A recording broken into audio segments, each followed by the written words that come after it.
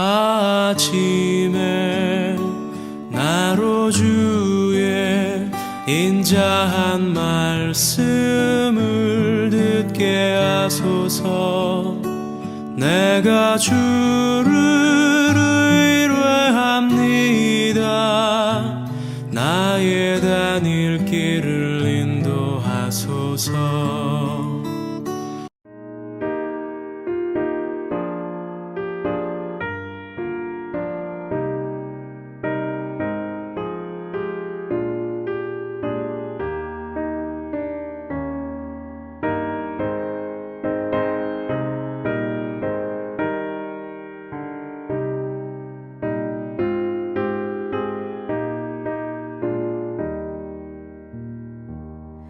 너 예수께 조용히 나가 내 모든 짐 내려놓고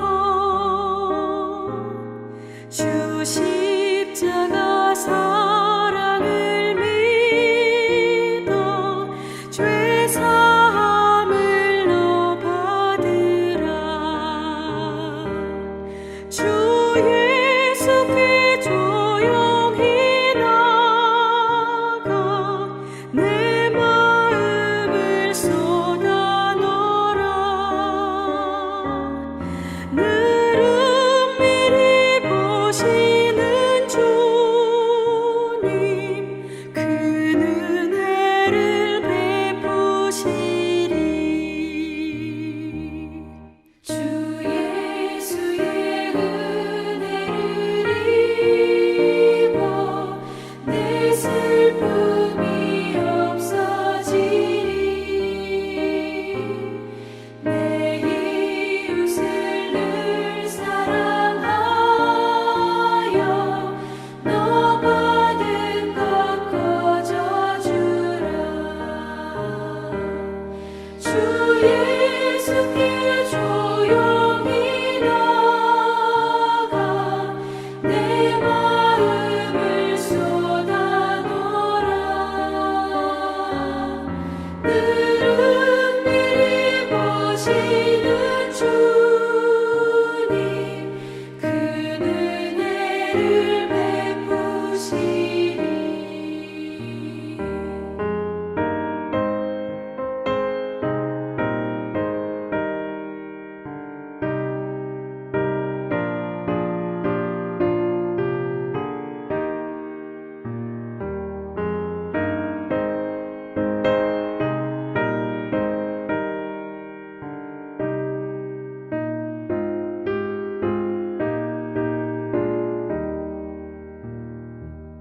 주 예수를 친구로 삼아 늘 내 옆에 모시어라. 그 영원한 생명샘물에 내 마른 목 죽이어라. 주 예수께 조용히 나가 내 마음을 쏟아 놓으라. 늘 은밀히 보시는 주님 그 은혜를 베푸시리. 너 주님과 사귀어 살면 새 생명이 넘치리라. 주 예수를 찾는 이 앞에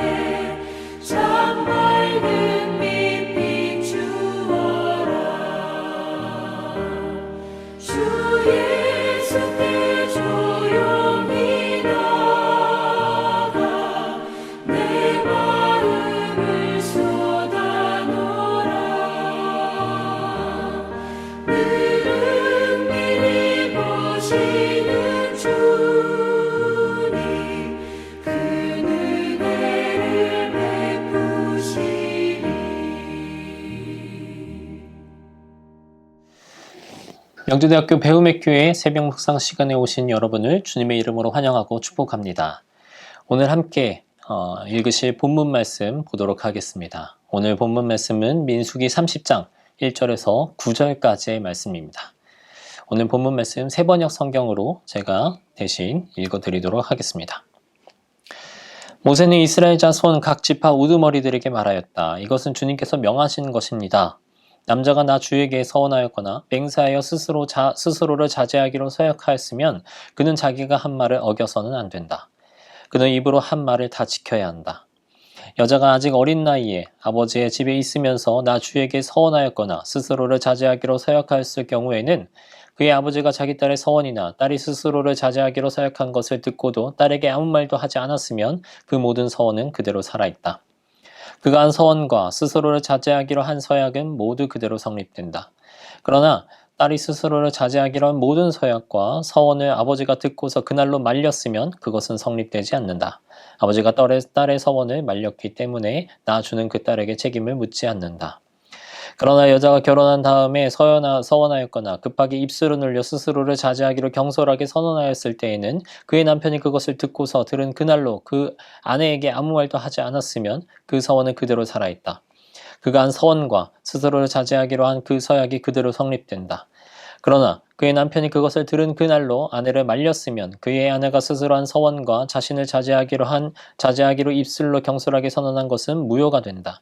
나주는 그 여자에게 책임을 묻지 않는다. 과부나 이혼당한 여자가 서원한 것, 곧 자신을 자제하기로 한 모든 서약은 그대로 그 여자에게 적용된다.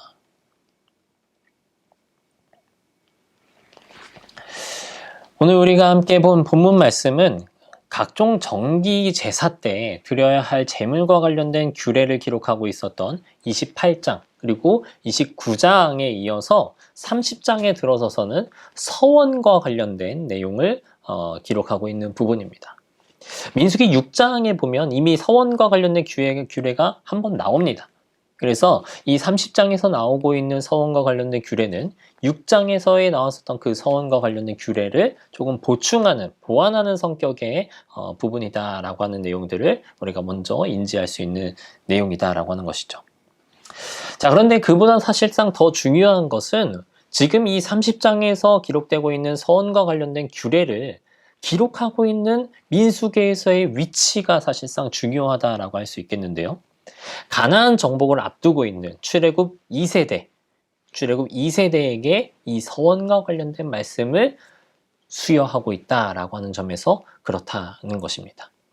즉 하나님의 선택을 받은 민족 이스라엘이 하나님과의 관계에 있어서 갖추어야 할 자세를 보여줌과 동시에 특별히 그 과정 가운데 남자와 여자의 구분이 있을 수 없다라고 하는 것들을 분명히 보여주는 내용이기 때문에 그렇다라고 하는 것이죠.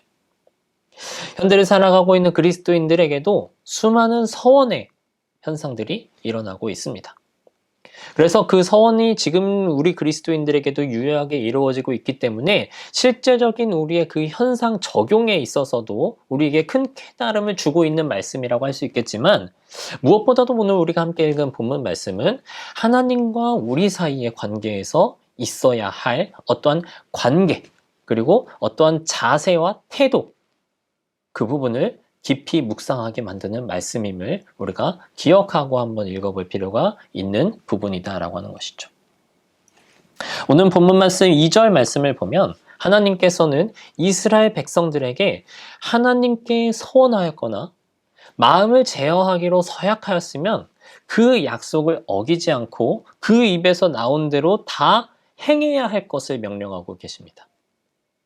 이는 읽는 시각에 따라서 굉장히 강압적인 태도인 것으로 읽힐 수도 있지만 우리가 반대로 하나님의 입장에서 한번 생각해 보면 오히려 하나님께서 그 약속에 임하는 태도가 나타나고 있음을 확인해 볼 수 있는 말씀이다라고 하는 것들을 기억해야 합니다. 하나님께서는 그의 피조물과의 약속 관계에 있어서 굉장히 진실하고 성실하게 임하신다라고 하는 것이죠.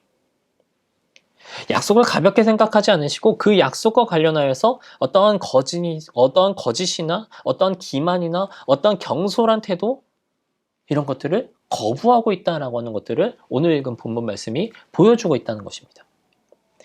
그렇기 때문에 하나님의 이름으로 일컬어지는 이스라엘 백성들 역시 하나님과의 관계에 있어서 또 그들의 삶의 태도에 있어서 거짓됨 없이 진실하고 성실하게 하나님과의 약속에 임해야 한다라고 하는 것들을 오늘 우리의 본문 말씀이 지적해주고 있다라고 하는 것이죠.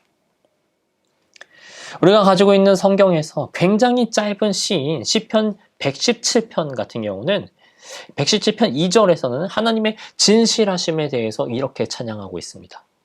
우리에게 향하신 주님의 인자하심이 크고 주님의 진실하심은 영원하다. 할렐루야. 하나님의 중요한 속성 중에 하나는 그분의 진실성이다 라고 하는 것을 우리는 분명하게 기억해야겠습니다.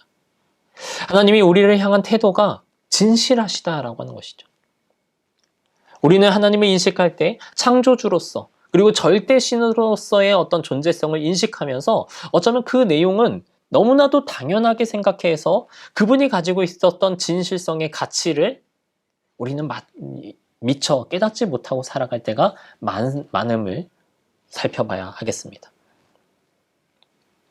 그러나 우리가 이제 흔히 인간관계 속에서도 생각해보면 이 진실성이라고 하는 것이 굉장히 귀중하고 굉장히 소중하다라고 하는 것으로 여겨지는 것처럼 하나님이 우리를 향해서 가지시는 자세가 진실하시다라고 하는 것은 우리로 하여금 그분께 더욱더 감사에 대한 감정을 느끼게 만들어준다라고 하는 것이죠. 그리고 오늘의 본문 말씀처럼 그렇기 때문에 하나님의 백성들에게 진실할 것을 요구하는 것은 너무나도 당연하였지만 사실 많은 사람들에게 부족한 자세와 태도 이 부분이 이 진실성에 달려있다라고 하는 것들을 우리는 다시 한번 기억할 필요가 있겠습니다. 우리가 믿고 또 우리가 찬양하는 하나님은 진실하고 성실하신 분임을 우리는 분명하게 명확하게 기억해야 할 필요가 있겠습니다. 예수 그리스도께서 낮고 천한 인간의 몸을 입고 이 땅에 오셔서 가장 극악한 죄인이 받았었던 형벌인 십자가 형벌을 받으신 것도 다 모두 다 이 하나님의 진실하심과 성실하심 때문에 일어난 결과였습니다. 사도 바울은 로마서 15장 8절에서 이렇게 말하고 있습니다. 내가 말하는 것은 이렇습니다. 그리스도께서는 하나님의 진실하심을 드러내시려고 할례를 받은 사람의 종이 되셨으니 그것은 하나님께서 조상에게 주신 약속들을 확증하시고 그리스도인에게 가장 중요한 사건이 바로 그분의 진실하심이 드러나는 사건이었다라고 하는 것입니다.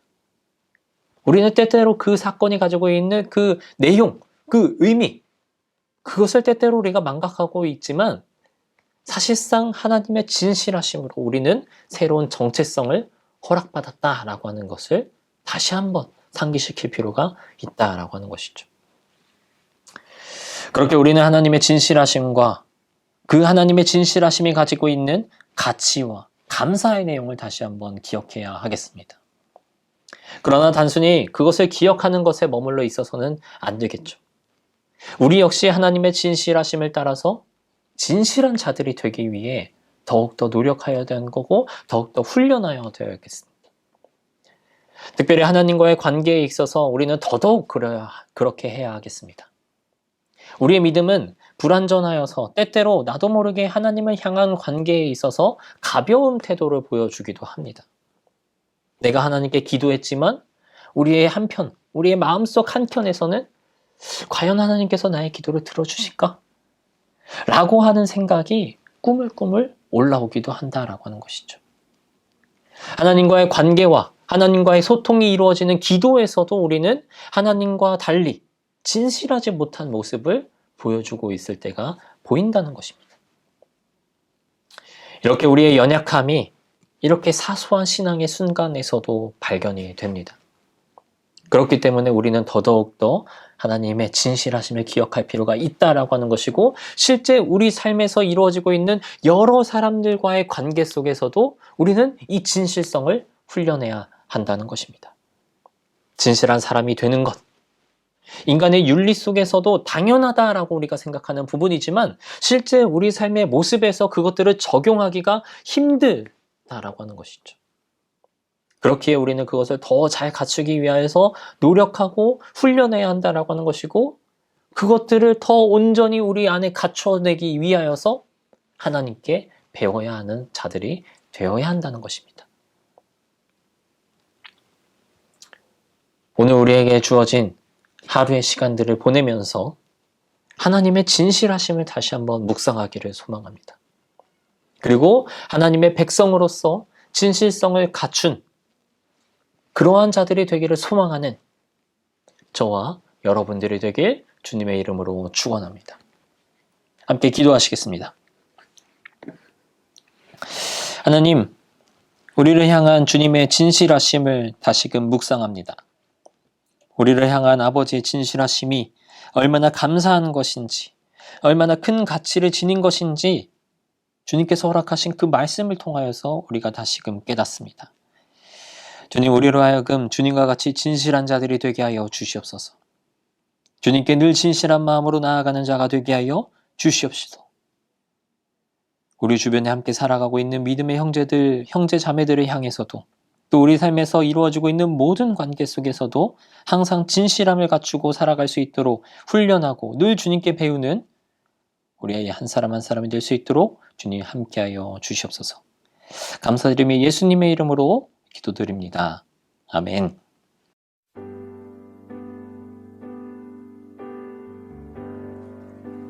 주님은 진실하고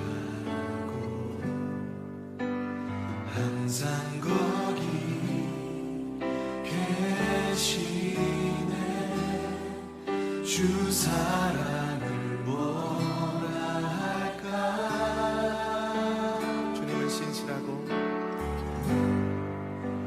주님은 진실하고 항상 거기 계시네. 주 사랑을 뭐라 할까.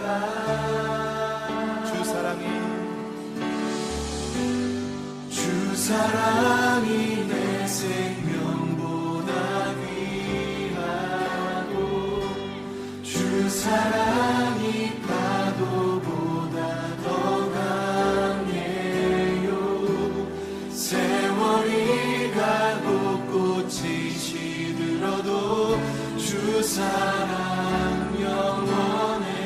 아멘. 주님 사랑 진실해요. 아멘. 아멘. 주님은 진실하고 주님은 진실하고 항상 거기 계시네.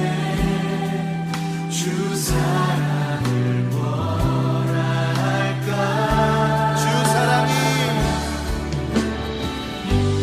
주 사랑이 내 생명보다 함께 고백합시다. 주 사랑이 파도보다